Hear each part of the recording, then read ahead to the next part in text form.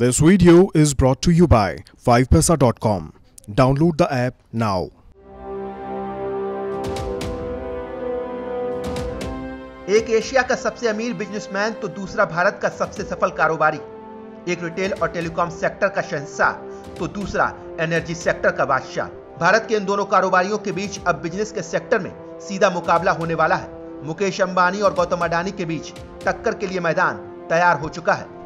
इन दोनों ही कारोबारियों के एक दूसरे के सेक्टर में उतरने से ये लड़ाई बढ़ने वाली है। दोनों मजबूत हैं, दोनों उसी राज्य से आते हैं जिस राज्य से देश के प्रधानमंत्री आते हैं। इसीलिए आने वाले समय में यह मुकाबला बेहद दिलचस्प होने वाला है। दरअसल देश की सबसे मूल्यवान कंपनी रिलायंस इंडस्ट्रीज ने ग्रीन एनर्जी बिजनेस में उतरने की घोषणा की है। इसके लिए कंपनी ने मेगा प्लान बनाया है जिस पर 75,000 करोड़ रुपए का भारी भरकम निवेश किया जाएगा।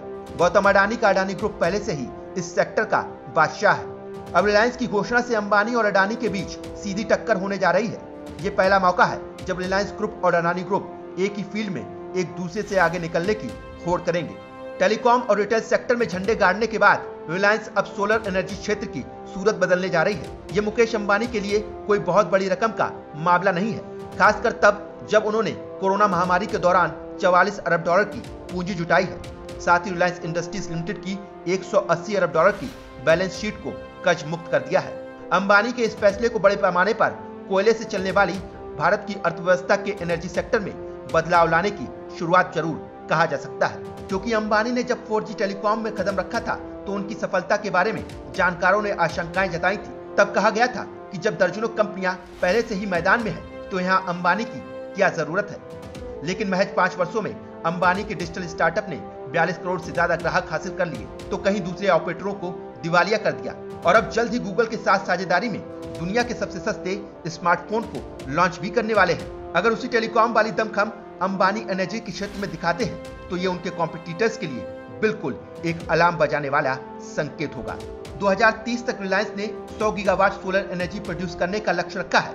इसके लिए रिलायंस 4 मेगा फैक्ट्री लगाएगा, जिनमें से एक सोलर मॉड्यूल फोटोवोल्टिक मॉड्यूल बनाएगी तो दूसरी एनर्जी के स्टोरेज के लिए एडवांस्ड एनर्जी स्टोरेज बैटरी बनाने का काम करेगी, तीसरी ग्रीन हाइड्रोजन के प्रोडक्शन के लिए एक इलेक्ट्रोलाइजर बनाएगी तो वहीं चौथी हाइड्रोजन को एनर्जी में बदलने के लिए फ्यूल सेल बनाएगी। अभी तक गौतम अडानी इस सेक्टर के बेताज बादशाह हैं। एनर्जी सेक्टर में अडानी का कोई मुकाबला नहीं है, लेकिन रिलायंस के रिन्यूएबल एनर्जी बिजनेस में उतरने से उसका मुकाबला अडानी ग्रीन एनर्जी और गोल्डमैन सैक्स के निवेश वाली रिन्यू पावर से होगा। Adani green energy market cap के हिसाब से अडानी ग्रुप की सबसे बड़ी कंपनी है। इसका मार्केट कैप 1,82,000 करोड़ रुपए के आसपास है।